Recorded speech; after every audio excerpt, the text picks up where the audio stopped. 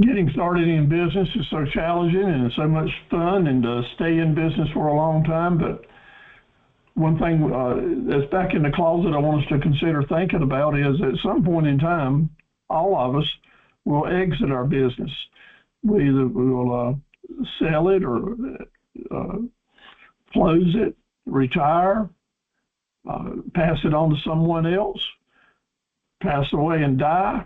Whatever the exit strategies are, I want you to know that even if you're just getting started in business, it is worthy of consideration now to make, when that time comes, a very positive experience and not be on the other side of the fence.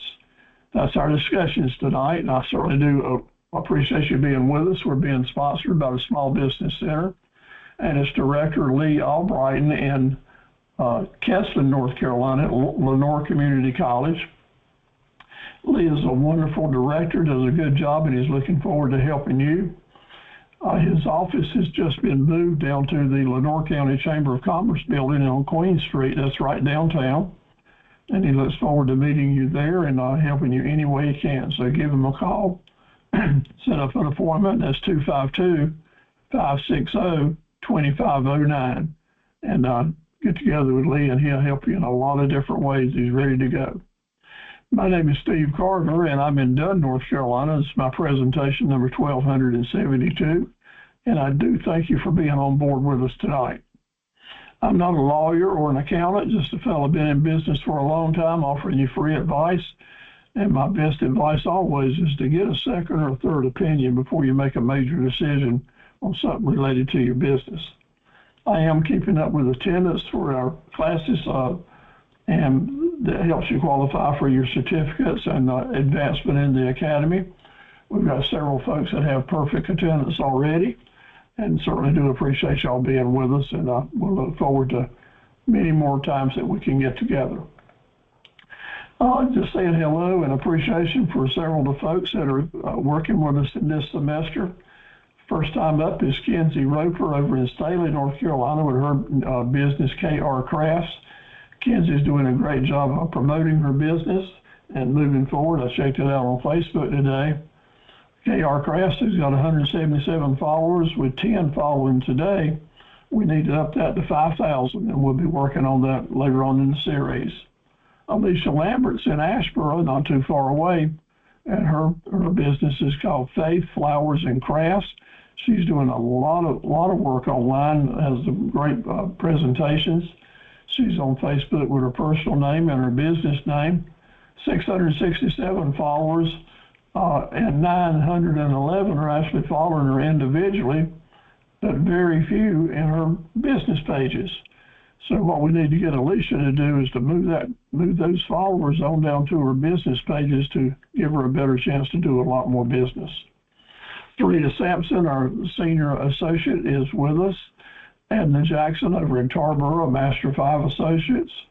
Sonia, hello, honey. Good to have you back with us tonight as a Master 4 Master, and we're certainly glad to have you with us.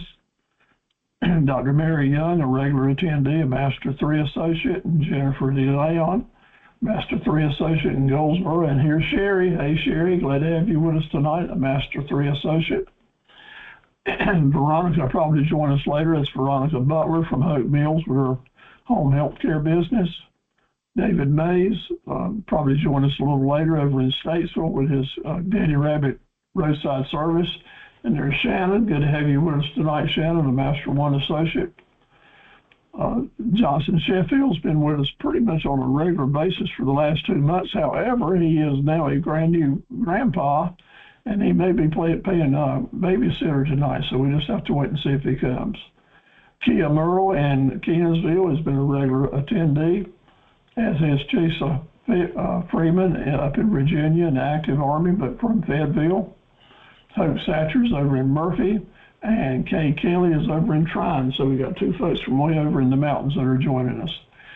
L.T. Wright, a brand new licensed therapist in Durham. Everyone with that regular attendance, we certainly do appreciate you. The more information you send to me, links and about your businesses that you're doing, the more I can share with our class, and then we can help trying to help promote each other's business. I want to tell you that this series is having a smooth transition when you're ready to transition or exit your business.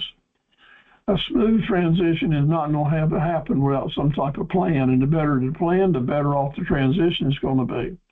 No plan will almost always end up with an unpleasant transition, with the founder not receiving very much revenue after the business is sold or closed. So this whole purpose in this series of 5 classes is to make this transition easier and be better. I've sent to you a lot of study guides, and I'll have more to send to you tomorrow. They're all important, and I encourage you to save them in a computer file as you go forward. So tonight it's all about exit strategies and when you should start thinking about it. So I want to welcome all of you to class. I know that starting a business takes a lot of grit, a lot of passion, a lot of sacrifice. Very proud of y'all being here for it, because I know that having a business is an extension of yourself. It's a pillar for your family. They depend on it. It's a driver for your community. Businesses are very important for every community. I don't want you to be afraid that thinking about transition is like saying you're giving up. You're ready to throw the towel in. No, that's not what this is about at all. The planning for a transition is the highest form of leadership that you can do for your company, for your business. I want these classes to demystify the process and remove the emotional guesswork and focus on practical strategies to help protect your wealth and your employees and your legacy. I have lived this. I've lived through transitions 3 times, and the first couple of times they were successful, but they were not very pleasant at all. The third time was not pleasant at all, and the last time has been very pleasant, I think mainly because of what I have learned about my personal living through the experiences of going through transitions. And I'm glad to share that with you so that when you get to that point, you'll be ready and it'll be better for you. So let's dive in. We'll look at the established base plans to help you do this. And nothing I'm talking about tonight is you're in a big hurry to do it. Matter of fact, you don't need to rush, and maybe even plan for it to take 3 to 5 or 6 years to make it happen. But if you want to control your future instead of letting circumstances control it, that's why we're here. That's what this lesson is all about. And it's been refined, and indeed, I think there's a lot here to offer, because transition is full of emotions and it's full of hard choices and what ifs. So knowing that the business is just an extension of ourselves, and it's hard to imagine not having it, not being active in it every day. We know that our businesses have supported our families through the many, many years, educated our children, and employed lots of loved ones. All of our employees through the years, the business has made a major difference, and you want to be real careful with what's happened. And our goal is for this transition to be something wonderful and that no one ends up being sad. But if you're on the other end of the rope and just trying to tie a knot in the end of the rope for another day or two just to make it, then that can be it is very stressful and terrifying, and we want to avoid getting there as much as we can. I've tried to design my classes and webinars through the years to help people that are at the end of the rope and starting to feel like maybe they have to liquidate or must sell out, and to take a close-up look at that. This is a reality that more businesses than not, the founders end up in this position at one day or the other. And I want to say to you, there are options to help you move forward in a positive way, and to find that help and to seek it out so that things will be better as you go forward. So first section tonight, we're going to talk about timing, because timing is absolutely critical. Things may look 100% okay, go ahead today. In other words, I don't need to worry about anything down the road about a business transition, and I hadn't even got started good yet. Well, I understand that, and that's human nature of it, but old Papa Steve-O here is going to say to you, take this and put it in the back of your filing cabinet there. Know that it exists and give it some consideration as you're making these daily decisions. Some will help you out a whole lot. What comes along is an unexpected event that forces you to have a premature transition. And that's not a good day. So knowing that, having said that now, and my friends, y'all taking that in, you know that it can happen, and it's a reality for you to know that it is a possibility. So what are the consequences if you haven't prepared yourself and you have to close up in a very poor timing situation? First consequence is your business's value is going to plummet. It's going down, down, down. If you have employees, that employees' morale will be going down, down, down. And you realize all of a sudden that you're not going to be able to meet your personal goals. That's a whole lot of negative there, and we don't want that to happen. So let's see what we can do to avoid that. One of the main things that I've said to people as they've come to me through the years, and there's been a lot of them that are giving serious consideration to selling their businesses or getting out of business. When I had a huge rental fleet of more than 200 rental units, and at least own units through the years, oftentimes someone would say to me that I'm getting ready, I don't want to renew my lease because I don't go out of business, or looking at different options, or coming to me for ideas of things I might do. There's a couple of three things that always come to the surface, and the first thing that we have to do is ask, well, why? What has got you in the mood for selling, or that you're thinking about doing? And when you actually eliminate and or identify the reasons people are going forward, it's easier to adjust them and make changes. So some of the things that people stop going into business for or closing their business is the cash flow pressures. And so in our regular classes, you know that we're talking about cash flow all the time. And if you're unable to meet the cash flow pressures and you're constantly having to borrow or go deeper in debt, yeah, something's got to change, even if it means going out of business. Other economic reasons may be affecting you. And divorce is a big issue that helps people or moves people more to thinking about selling their business. And of course, health reasons might come along at any age or with any one of your key employees. Health issues don't mean it's just you, it may be other people in your family. And of course, health issues like COVID-19 has millions of people facing health issues. Maybe it's time to retire. Maybe you've had a death or a traumatic event in your life. I've had people come to me after they've had a head-on collision or a heart attack or some really lost a child or a spouse, and it's just changed their perspective on life in general. And they say, what do I need to do to get out of business? This is just too much for me, too many memories here. Maybe you need to relocate. Maybe your children have moved across the country and you want to be closer to them and your grandchildren, so you think about relocating. Maybe there's some arguments going on amongst your family members or your partners in your business. Maybe you want to diversify. You want to sell the business you have now so that you can move into another business that you feel like is more attractive. And maybe you're just under some type of tax bite that's got you under a lot of pressure. So there can be a lot of reasons that people decide to move out of business. And then maybe someone's come up to you and made you a purchase offer that you didn't expect. And you're considering, didn't know it was coming, but here it is. Do I take advantage of it or not?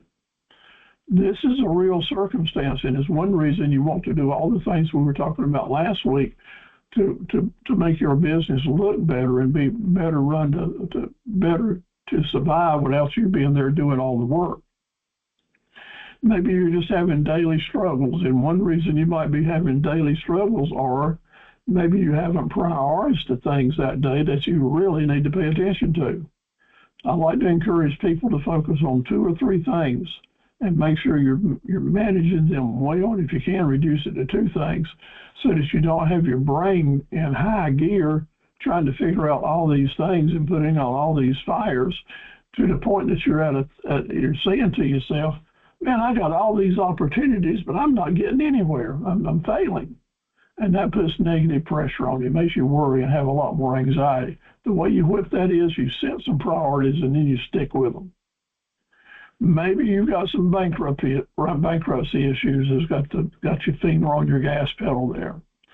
Maybe it's alcohol or gambling or some other type of problem like that.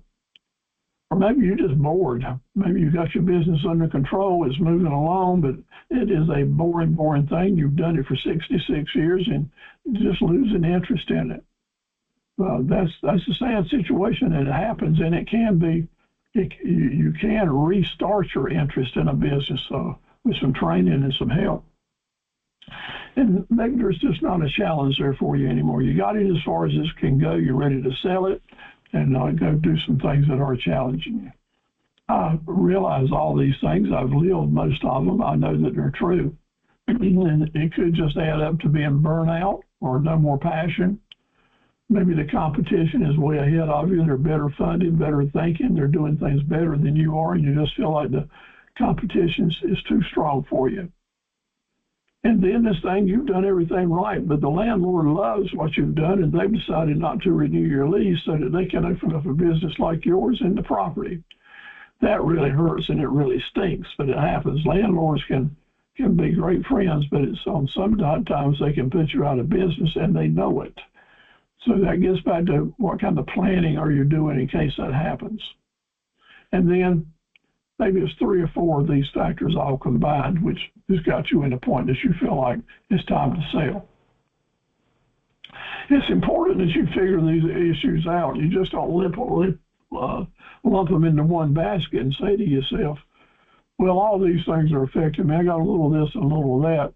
So I just got a lot of negatives going on that I need to sell out. Well, my friends, this gets real serious now because we're getting to a matter of trust.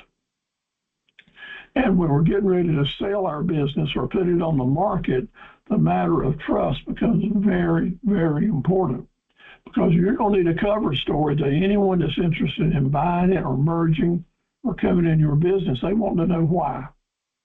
And you're going to come up with a good cover story that makes it look as good as you possibly can as you're talking to them and leave out the negatives that's running you out of business. That is a mistake because the negatives that are running you out of business may not be as important to the people that are thinking about buying it. So therefore, I'm going to say to you that first and foremost, you want to be honest and you want to be upfront. Now, first of all, before you start going out to the public with an offer to sell, and for all these reasons, you have worked through it with a professional, with a business coach or someone that you do trust, and get your ducks in a row, get your stories lined up, but do not lie. Do not lie about why you're trying to sell the business or why you need to sell the business, because a buyer, a serious buyer, is going to check it out, and they will find out what's going on. The serious buyer will find out what's going on, and if they find out that you've misrepresented or came up with this beautiful cover story while you're selling out, then they're not even going to talk to you. They're just going to move on to the next opportunity. Okay, so keep that in mind. Face up to the realities and be honest with yourself. If you're thinking about doing the timeline now, you're thinking about getting in and selling out, when do you do that? Well, the time to decide is much sooner than later, because it will normally take, with an average-sized business, let's say a business with $600,000 to $3 million in sales annually, it would generally take you about 3 to 5 years to get things lined up, like we talked about last week. Get your preparation, your all the things you need to cover to get it lined up. And there's 3 different stages. There's 3 different stages in transitioning out of your business. Phase 1 is preparation, which we'll talk about next. Phase 2, execution, that is making it happen. And phase 3 is what you're going to do after you transition out. So in preparation, pretty much where we all are now, clarify your long-term goals and objectives and your financial issues. Know what your goals are. And then do a comprehensive evaluation that we talked about last week to come up with the value, what you feel like the value of your business is, book value and retail value. Then you want to think about what type of transition are you going after, a family succession? You don't sell it to employees. You don't have a third party come in and buy it from you. And select the type of transition that's best for you. Remember, the third party coming in and buying it will generally will help you end up with the most amount of money in your pocket after the sale is completed. And after you get those things kind of lined up in your mind, it's time to bring in some chitter chatter with other folks, some professional help. It doesn't have to be a lawyer. It doesn't have to be a CPA. At some point in time, you don't need to talk with them. But at this point in time, I suggest you talk with a small business center director, a business coach like me who has actually had some transition, had some, I don't want to say informal, but low-cost general listening to you and giving you some ideas for options so you can kind of get a structure in place to help you move forward. We'll call that your advisory team. And right now, I'll volunteer to help you any way I can if it comes to that. So we've gone through that. We went through the transition like we talked about last week, and it's time to execute now. So I want you to outline your tasks and your milestones and the deadlines. Have a list, a timeline of what needs to be done one step at a time so that you're always on course.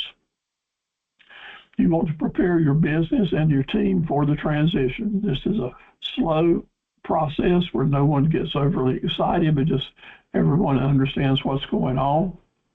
And then it's time to actually turn the keys over, turn the management skills over, and execute the process, change the signatures on the bank accounts, do what you need to do.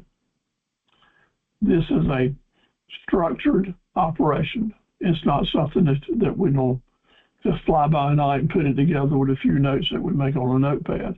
We're going to have some real legal documents that give you and your buyers the protection they need.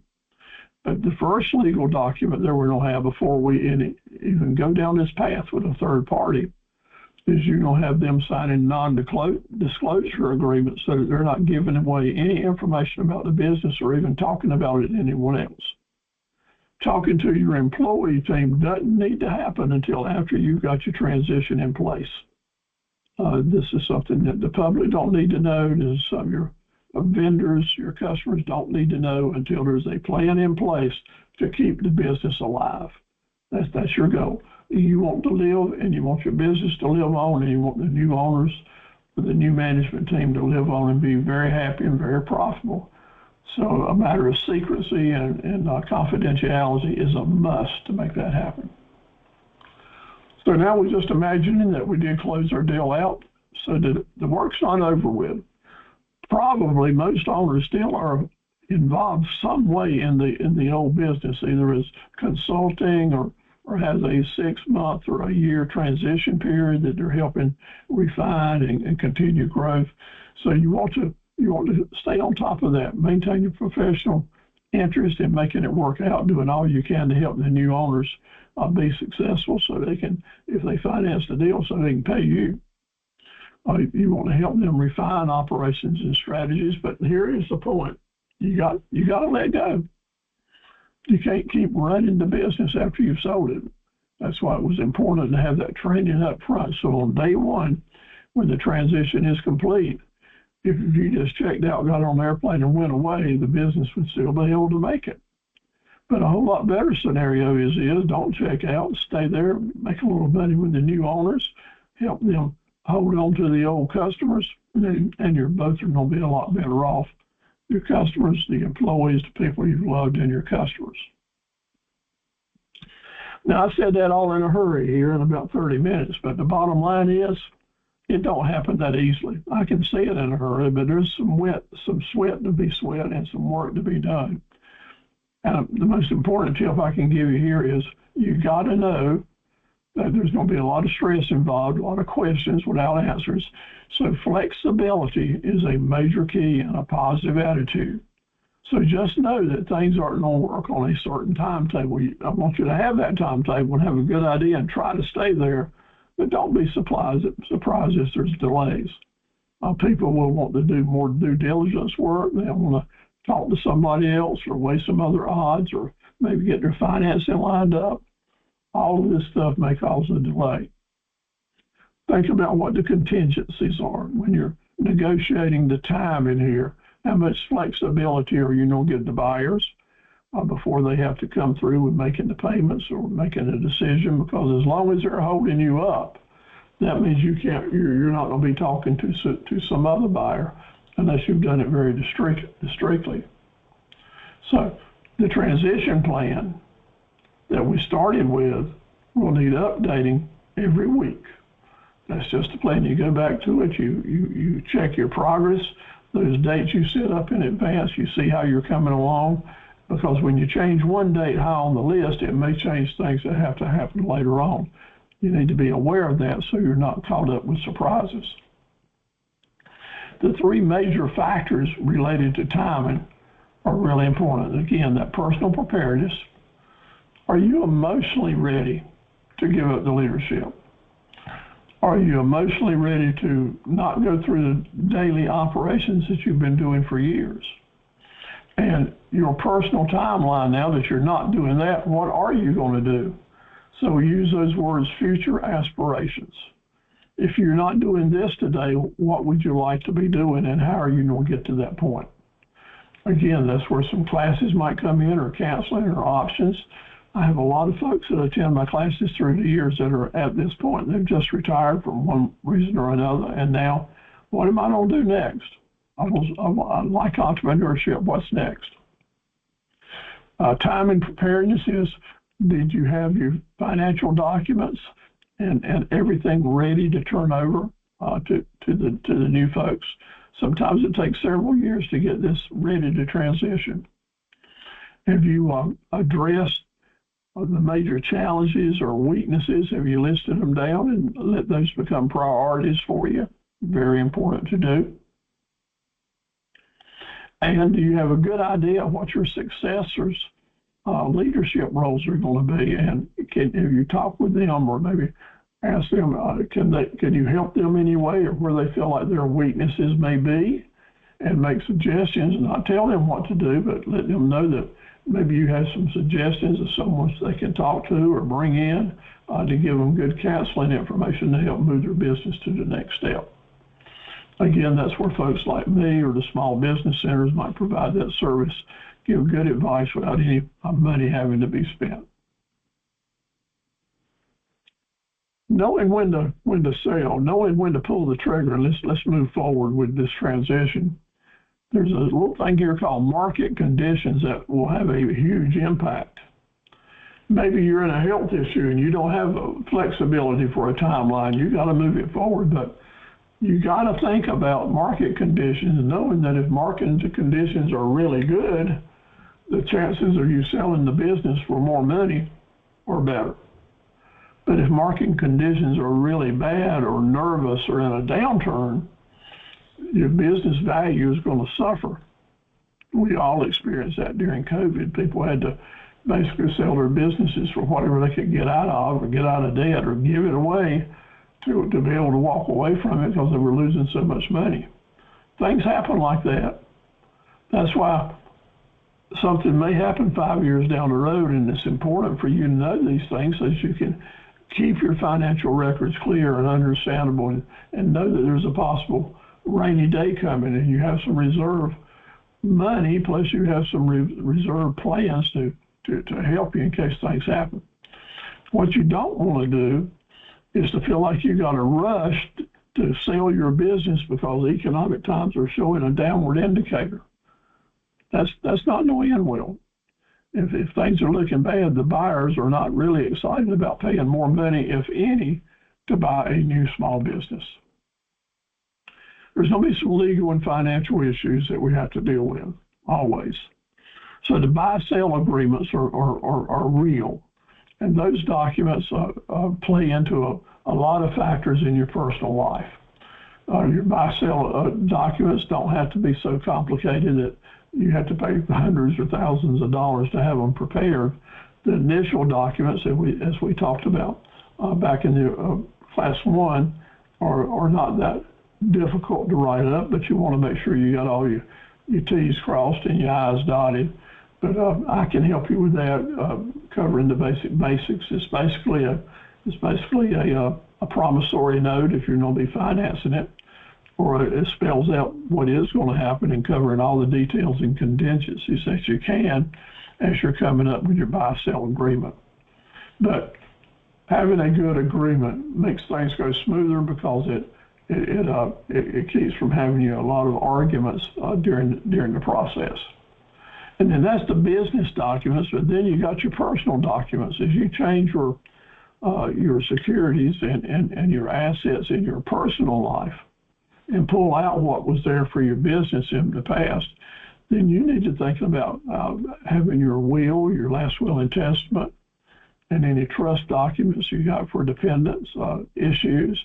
That's going to come into play. So legal documents are going to be really important. You need to have a list of what you need, not that you have to have them completed, but at least know what you're going to need as you're going into the transition process. Now, last week we talked about business valuation and personal financial planning. You want those financial documents transparent, easy to understand. You want to have a meeting with yourself to look at where you want to be in 1 year, in 5 years, in 10 years, and see if you're going to achieve that with this business transition you're doing. You want to know what the tax liabilities are, and this can get to be real complicated. You may have a company that, for whatever reason, you've been able to avoid a lot of taxes, federal taxes, and so you find out, you ask your accountant, what's my tax implications here, and they tell you, but then maybe they didn't dive into it. So here's a little point. You want to have them check out what your federal tax implications are and also what your state tax implications are, because the state does not recognize a lot of the deductions or waivers that the federal does. And maybe it's vice versa, but I know that I've been in several situations where I thought I was scot-free, and my accountant told me I was scot-free with the federal boys. But then they said, but you owe several thousands of dollars to the state because they didn't recognize some of the same deductions. So make sure you make a note of that and talk with someone well in advance to have a good idea of where you're headed after you sell the business for a certain amount of money in details. So that professional help needs to come. Before you get to that professional help, however, you can do a lot of pre-work, getting all your questions and your answers lined up, and you can do that with a less costly consultant or advisor. So you want, before you sit down at the table and sign the documents, you already want to know what the answers are when I'm asking you, what are the tax ramifications of this deal? You don't want to sign the papers and then find out later. You don't have to. You don't have to have those surprises. Because when you sign the papers and you find out later, then you're going to be saying to yourself, man, I wish I'd have known this. I could have got more benefits or more contingencies out of the buyer to help me out of this jam. The buyer wants it to be a win-win situation for you like you want it to be for them. And sometimes adjustments have to be made for it to be acceptable for both of you. So just know that's the case. It's not that you're trying to be too strong or bullish in this. You're just doing what you have to do to look after your interest and the legacy of yourself and the business. There are other people involved when you're selling a business. Of course, there's your family, there's the employees, and other stakeholders such as financiers or vendors. And all of these people feel like they got a right to know. And you know what they do. But the timing of that right to know coming out is really important. So yes, I want you to be fair with your stakeholders and people that are interested in the business, but I want you to have the plan before you ever open up that book. You know what you're going to say, when you're going to say it, and how you're going to say it in such a way that encourages them to continually to respect you and look forward to working with the new owners that you transition into the business. This is a time that you can tear down trust in a big way, and most of the time that's what happens, especially with small businesses. At the end of the day, someone sees that I'm going out of business or the sign's up for sale for the property, and that's when they learn about what's happened. Sometimes that's when the employees learn about what happened. So on the other side, you can, by planning all this out, having a good conversation and a timeline, create trust, not only with the new buyers, but more importantly with your customers and with the employees, so that they will want to stay on have the conversations that you need with your vendors so that they will stay on. Before I sold my last business, I made sure that the new owners, before we closed the deal and we passed any money, and I met with the new owners, with my important vendors, with my financiers, important suppliers, introduced them to the new owner, told them the trust that I had in them, and I asked them to give them a chance, And you know what? They all did. They all gave them a chance and passed on to them the same benefits that I was experiencing. And that was a major closing factor in our deal. It was a major factor in how much money I was able to receive. And it was the biggest factor of all with how much confidence that the new owners came into the business, and we kicked off business on day one. Never missed a lick. To my knowledge, every customer that we had is still with us, and that's a major do. That's a major doing. And it took us a good 3 years to put everything in place, working pretty diligently. So you dealt the hands you got. And I know your hand may not be too good, or it may be really good. We all want it to be good, have good cards that you can play with. But remember, this is your business, and it's private, and you want to protect that privacy. Again, you're not going to talk about this with everybody on the street. You're not going to talk about this with every family member, because family members love to gossip too. And what you thought was being said in confidence, I'm talking cousins and brothers and mothers or aunts that go down the road and tell the rest of the family. The next thing you know, the whole community is telling stories about what you're up to that don't resemble the truth in any way. So you got to keep your secrets. You got to stay close to the vest.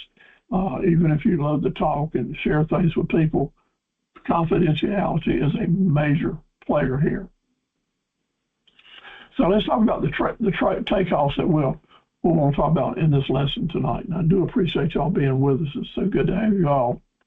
So, what are the takeaways, lessons that you don't want to collapse in your absence? When you're planning your documents, make sure that you're ready to survive. You're ready to survive this issue, and the business is. So you want to build a business that runs very smoothly without you being there. And as a matter of fact, it has a chance to grow and become a whole lot larger business and move slowly, even if you've had a personal catastrophe.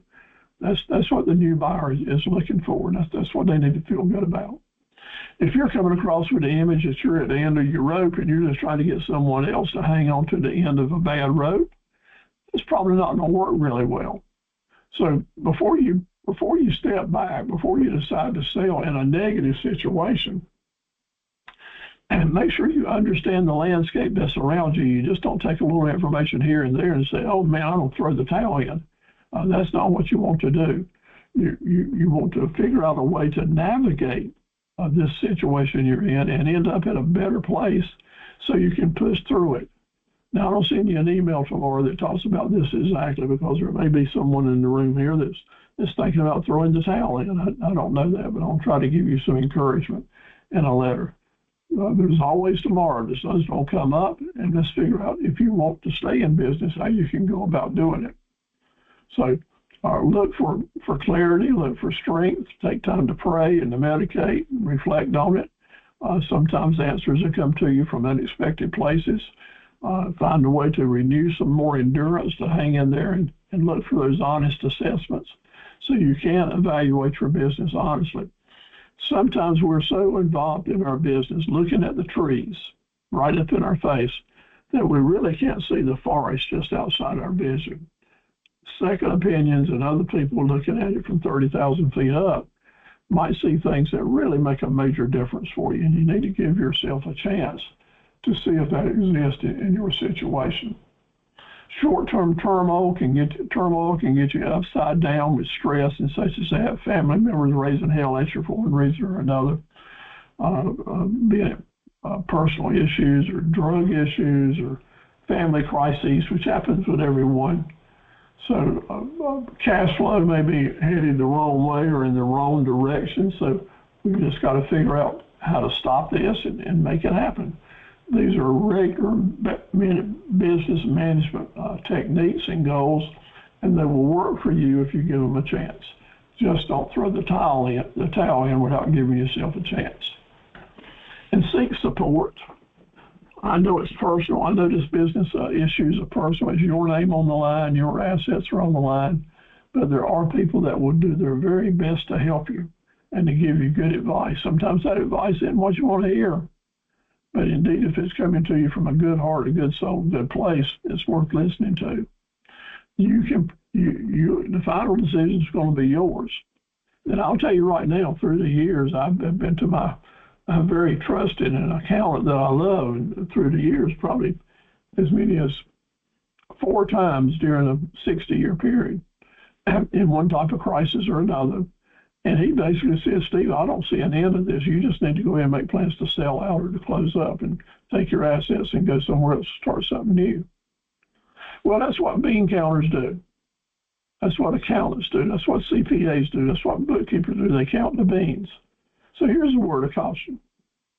The bean counters may know all about the books. They may know all about the assets and how it's going to end up tax-wise. But they usually don't know squat about how to sell products, about how to get contracts, about how to turn your business around. So getting advice from an accountant in tough times, lots of times we'll end up with an accountant telling you, I don't see how you can get out of this, and you're going to lose money, so you might as well close up. That happens on a regular basis. When I wish that those entrepreneurs that get that news would leave the accountant's office and go talk to a sales professional or a business manager or marketing professional and see what their take is on the situation. Maybe you just need an investor to help you out of this bind and turn it around for you. So don't just take that bookkeeper's and accountant's advice as the word of God, because it's not. They are bean counters, and they're good, and they're good people, and they're giving you honest advice the way they see it. But bean counting information lots of times will not help jumpstart a business when it needs it. So know that a jumpstart sometimes is the way you get out of a bind in the parking lot, and starting a business is the way you get out of line when you're feeling like you just got to sell it. You don't have anything else to do. Give yourself that second chance. Many, many times, at least maybe there's another option you give a shot. So let's kind of review what we've talked about. Let me actually get over on your chat board, and let's answer a few quiz questions here together to give us a little bit of baseline in what we're talking about. Okay, everybody ready to go on chat? Yep. So question. Go ahead, Eric. Yep, I'm on chat. Okay, here we go. First question is, what is the fundamental requirement for achieving a smooth, successful small business exit or succession? A, B, C, or D? What do you think, guys? Relying on the strong economy, developing an excellent comprehensive plan early on, maximizing short-term profits, or hiring the most expensive broker available? Okay, I got a couple of B's up here. Any other information? Yes, B. Let's see what we got. Yes, B is the right answer. Congratulations, developing an excellent comprehensive plan early on. Big, big deal. A smooth transition will never happen without a proactive plan. It just didn't happen, so you do that right up front. When's the best time to think about a smooth transaction? Earlier than later. When is the ideal time for an entrepreneur to begin planning their exit or transition? A, B, C, or D? When you expect an unexpected offer, 6 months early in the business life cycle and before exit occurs, or only after the business has a big problem? I'm seeing you guys are typing in the letter C. Absolutely right. Congratulations. Make the plan before an exit occurs and do it as early as you can. Maybe you don't have to complete it. You don't have to complete it, but at least know what a plan looks like so that as you go along and you start seeing indicators, you can start putting together a plan in your own mind. Why is it dangerous to delay or rush the business transition process? It guarantees the IRS will audit you. It automatically forces the business into bankruptcy. Unexpected events can cause premature transition without a plan. It prevents the owner from hiring family members. What do you think the best answer here is? Who's up? I see you're in there with a C. I think everybody's in here with a C. Let's see what that adds up to. Absolutely, you are smart cookies tonight. Unexpected events can force premature transition without a dynamic plan. And indeed, markets will shift sometimes and things will be on top of you before you know it. Which of the following primary negative consequences of poor timing during a business transition? What are the primary negative consequences?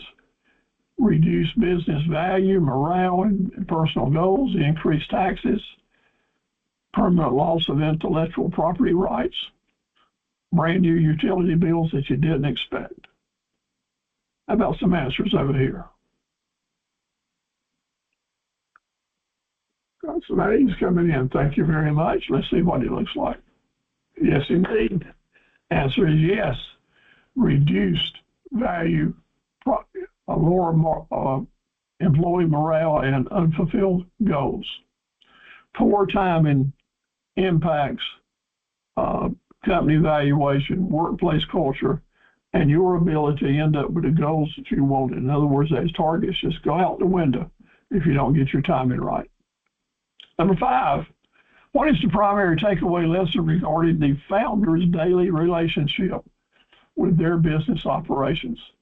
What is the primary takeaway lesson regarding the founder's relationship? Founder must personally sign off on everything that's done. The business should not be so dependent on the founder that it collapses in their absence. A business-only valuation for the founder means he's got to work there forever. And the founders should hide their exit plans from their employees to maintain control. Looks like you guys are punching in the letter B. Absolutely, you got them all right here so far. The business should not be so dependent on the founder that it collapses in their absence.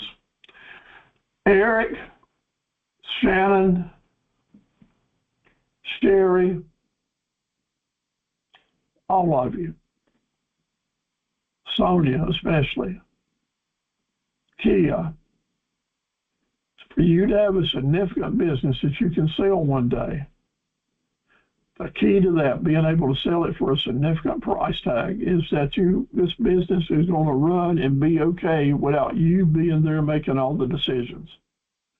So just from day one, be thinking about ways that you can delegate, bring people in to run this part of your business profitably so that you can move on and do other things and bring other people in to run other parts of the business profitably.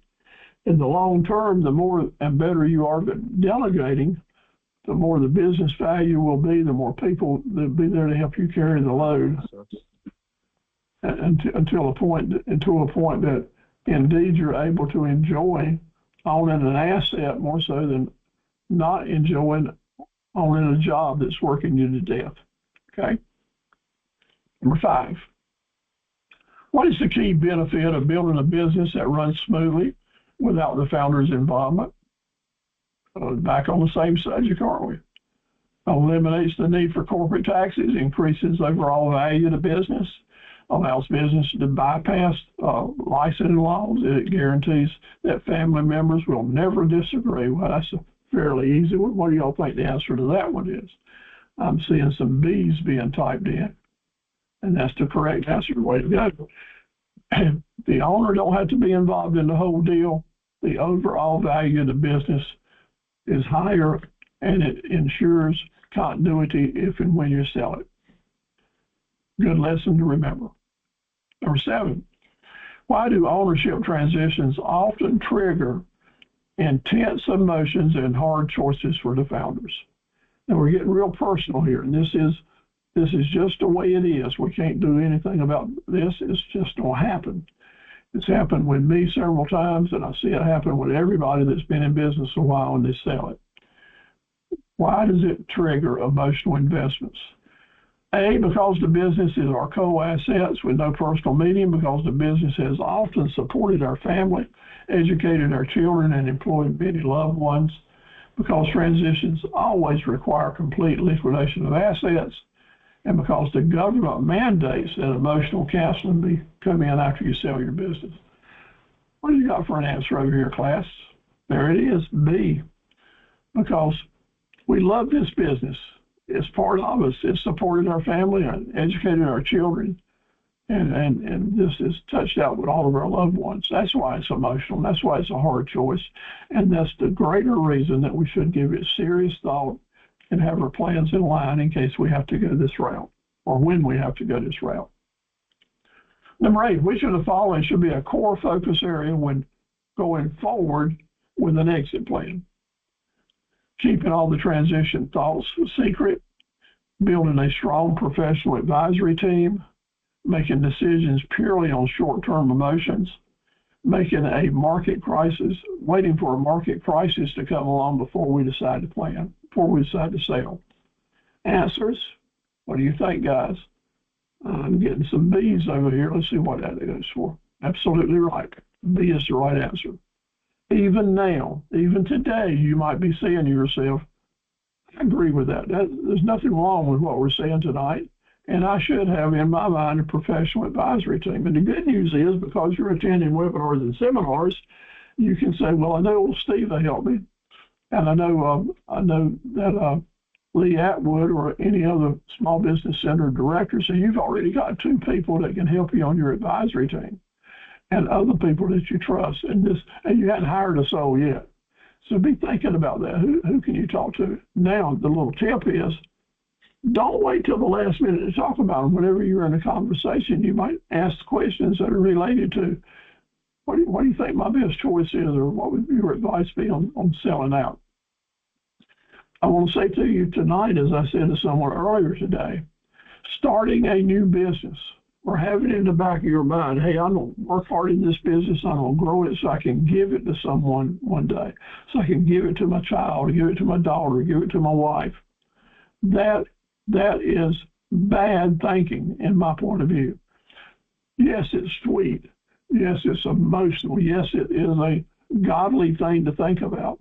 But in the business world, let me tell you, that they got to want it. They got to be willing to work for it. And when you just hand somebody something on a silver platter, whether it be your favorite child or your spouse or someone you love, right, other employees, they may not want it. They may not want to have to do the work it takes to keep it alive. So yes, it's good to transition your business to a loved one or a child, as my dad did for me, but I loved the business. I'd been working in it for years. I was pulling as hard as I could to make sure it worked, and it learned a lot. I didn't learn enough, but I learned enough to keep it going. Don't just say, I want to do this business to give it to someone someday. That almost always ends up with you kicking the bucket and dying, and the people who just inherited the business automatically put it on the market for sale and liquidate it, or they run it in the ground because they don't know what it takes to keep it alive year after year after year and have no experience in the sacrifices. So if you've had these people transition and you have had them in the loop about facing salesmanship and crisis through the years, not with a promise I'm going to give you the business one day, but hey, this is where you earn your living. If you have an interest in becoming the best you can be at this business, let me see your best work. Puts a whole different light on things. They got to want it. You just can't give it to them. Number 9, how does comprehensive documentation benefit a business during an unexpected crisis or founder absence? It allows the business to survive disasters and run smoothly. It acts as a legal shield. It eliminates the need for future management to hold meetings. It reduces the number of products the company needs to sell. What's the right answer here? What's the right answer? Let's see. I think y'all probably need to try again. Revisit this. How does comprehensive documentation visit a business or benefit a business during an unexpected absence? There you go. I'm liking these answers. They're looking better to me. And the right answer is A. It allows the business to survive disasters and continue moving smoothly. So if you're keeping up with your documentation and your paperwork, that's going to give you a very big edge on going to people that you need to help you during a disaster time. If you got sloppy paperwork or paperwork that doesn't justify anyone considering helping you, or just giving a true reflection of the business, you're going to be SOL. You're not going to get the help that you need. Number 10, what communication style is vital for a successful stakeholder transition? Secrecy, clear communications, vague timelessness, informing stakeholders only after the deal is finished. What's the best type of communication? A, it allows the businesses, B, clear communication. Clear communication and transparency will always be the right way. In selling your business and transitioning your business, putting out cover stories or fake information to glorify things will always backfire on you. The better choice is to put out the true financial documents and then doctor those and say what could be changed here to improve the situation. You can give the new potential buyers a lot of encouragement and facts to show this is our situation today, but with these changes being made, it will make major differences in how it will look tomorrow for you. And oftentimes that's needed to be done. Number 11, what role do what ifs play in the transition planning of progress? The what ifs, they're usually worries that should be ignored. They represent risk scenarios that proactive planning can help and minimize. They're signs that the founder is not ready to sell, and they're legal causes that must be put into the sales contract. Well, some of these are close to being right, but one of them is most right. What ifs play? What do they do? What's the main thing? And it's just what I just talked about a little earlier. The answer is B. Yes, y'all had that right. They represent risk scenarios that are proactive in planning to minimize. So that's again where you want to be transparent, tell the truth, let the financial records speak for themselves and be transparent. But it's really good then to give people options for what can be changed to improve situations. The owners can do that, and your advisors can help you put that together. Lastly, number 12, complete core philosophy. A business that can run without its founder, blank, and a business that is completely relying on the founder. Our whole program last 2 weeks is focused on this point. I've got a feeling y'all don't get it without any doubt. That business will be less attractive, more likely to fail, or more difficult to pass on. What's the answer here, my friends? B. Yes, you all got it right. It's going to be more valuable and more resentful. So I pretty much beat this dead horse to death, I know. But de-risking your business by removing owner dependency directly boosts the survival value. When's a good time to start this process? As soon as possible. Good for the business, good for your transition prospects, and good for your health and your ability to grow the business and see more of your goals and dreams come true. Remember, challenging moments are temporary. Don't be afraid to adapt and explore new approaches for new systems. The entrepreneurial journey is a marathon. It's not a sprint. So I want you to have this. I want you to own it. I want you to feel good about it. I want you to take care of yourself, and God bless you. Next week, creating a legacy with real value. You can have a legacy that's in a book form. You can have a legacy that people might talk about it here and there. You can have a legacy that's maybe on your tombstone, and some people consider legacy the same thing as the obituary. Well, it's not. The legacy I want us to talk about next week, and we will talk about, is how to build a legacy that has monetary value, a legacy for your company, and at the same time, a legacy for yourself. It's two separate things. And once you sell your business, my friend, your part in that legacy is gone. It's part of the historical part of it, but it's not a part of its future legacy. And then the person that's selling the business wants to give the new owners a head start on how to continue that legacy and take advantage of it. This is a big deal, and it wraps up our series next week. Those of you that have attended all the classes, I appreciate it. If you haven't attended all the classes but have requested the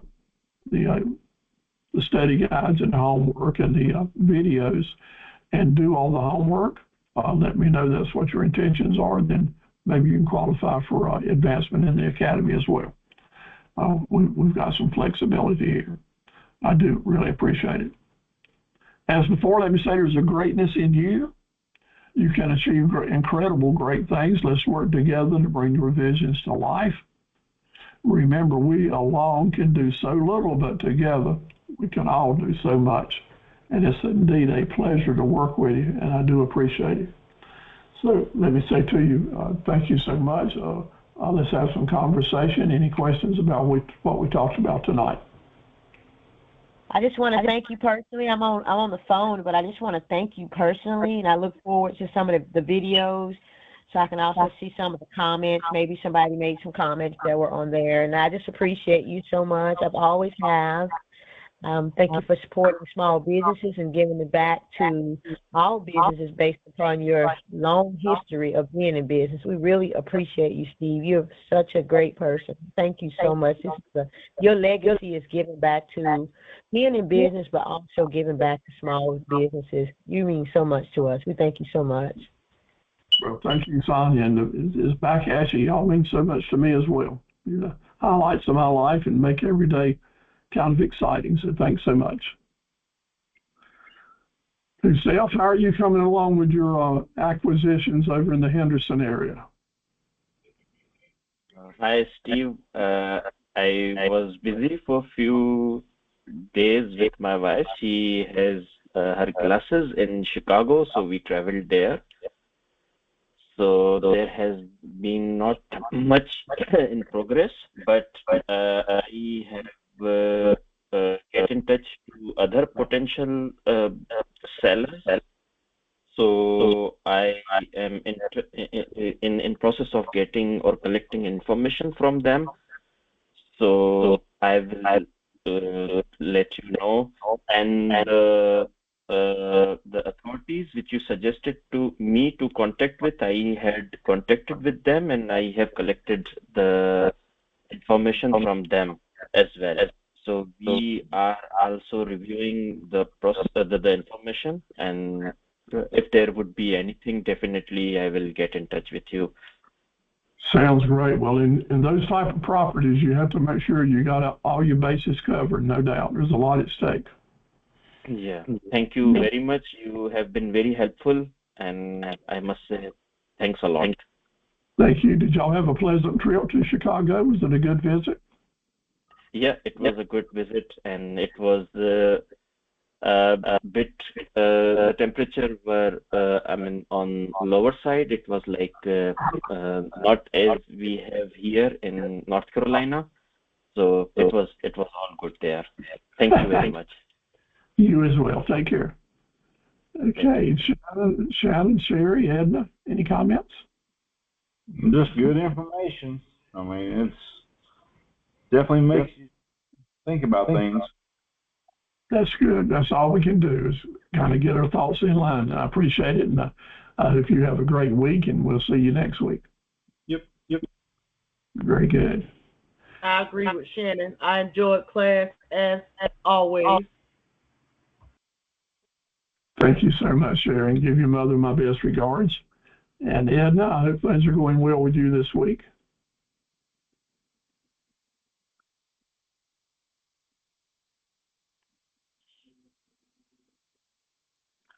They've lost her. So as they say on the Waltons Mountains, good night, John Boy. Y'all take care. Sleep tight. You too. Thank you. Good night. Good night. Good night, family.